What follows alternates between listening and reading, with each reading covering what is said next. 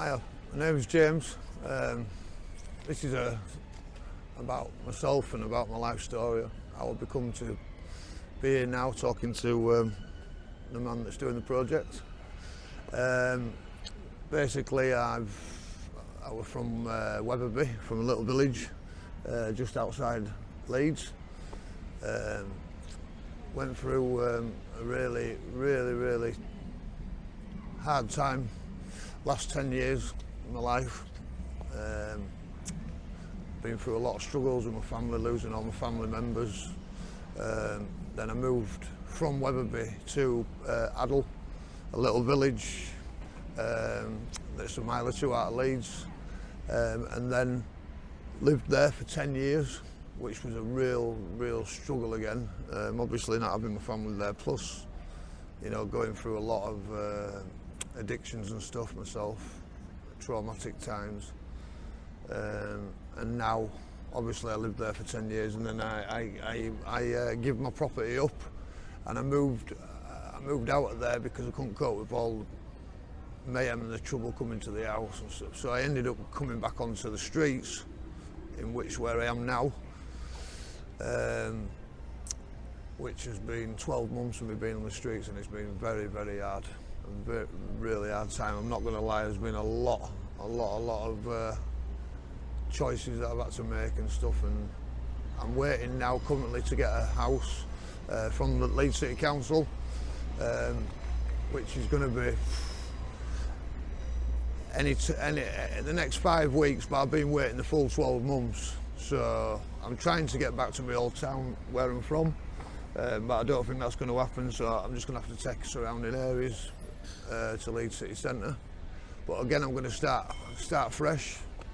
You know, I've got I'm a father, you know, I'm a granddad now as well, so that's good. I ain't had a chance really to get involved with my family that I have left, because obviously of all my struggles and my addictions and stuff, but I'm actually sorting them out at the moment. But things are getting a lot better. We're moving on now. During the 12 months on the streets, I've been on TV as well. BBC One and HBC, is it? Representing for the homeless to get more properties, things like that, you know, buildings, all these empty buildings and that. We're trying to get the Prime Minister to get more places for the homeless people, because there's more and more people coming on the streets every day, and it's just getting crazy. What I will tell you is, you know, I think I have got a message through to them though from the TV, because they have shown interest and stuff, so that's a good thing. Kind of representing for the homeless front line really, you know, they all wanted me to do it as well, so it's a good thing because I'm a good person. You know, I come from a good background, a good family, and I'm just going about my stuff, just trying to better my life and get stronger again. Because obviously I've lost my confidence, I've lost a lot, it's knocked it out of me, losing all my losses of family and stuff, which you can imagine.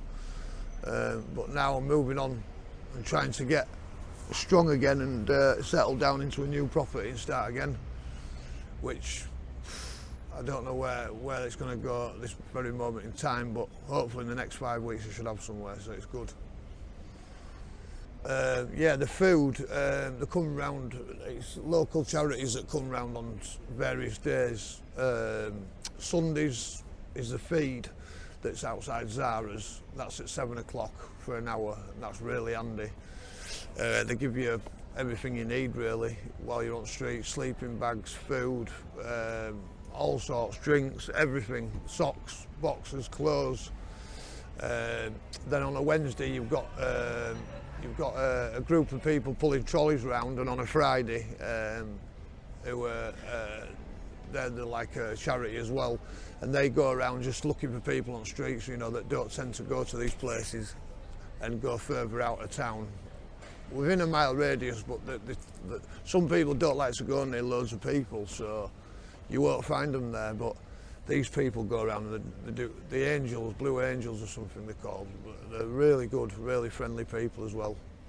I do know one of the actual people that do it. She's off calendar, the lady who does calendar.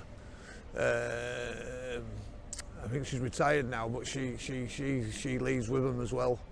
And then you've got like there's a pub, a local pub in the Leeds City Centre that's just at back of Mecca, and they do a charity there as well at 6 o'clock, and that's on Friday. So you know there is a lot of help you can get now, but it's still a struggle. When you're on the streets and you're on your own, you've got no one. It's beyond. Well, it's unbelievable to say if you've been on the streets for the first time and you come into all this. Really hard. Well, scary for me was the first time when I come onto the streets because I didn't know what to expect.